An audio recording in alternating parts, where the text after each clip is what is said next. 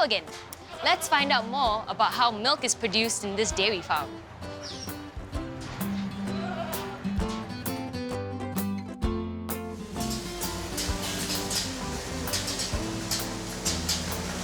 In some parts of the world, milking is still done by hand.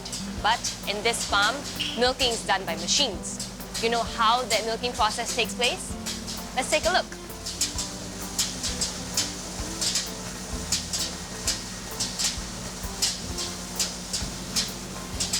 The goats are milked once a day. On average, each goat produces about 3 liters of milk per day.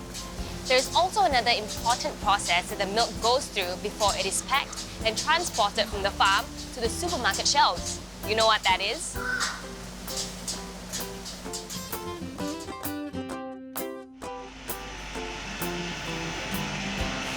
The process is called pasteurization. This machine heats up the milk high enough at a temperature and then keeps it at that temperature for long enough to kill the germs.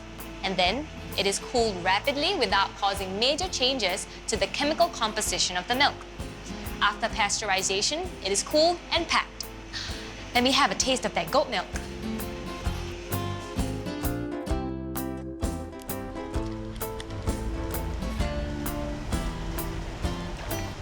Yummy! Milk is delicious as a drink, but it can be made into other products as well. I will now hand you back to your teacher, who will share with you the different type of food products that have milk as one of the ingredients as well.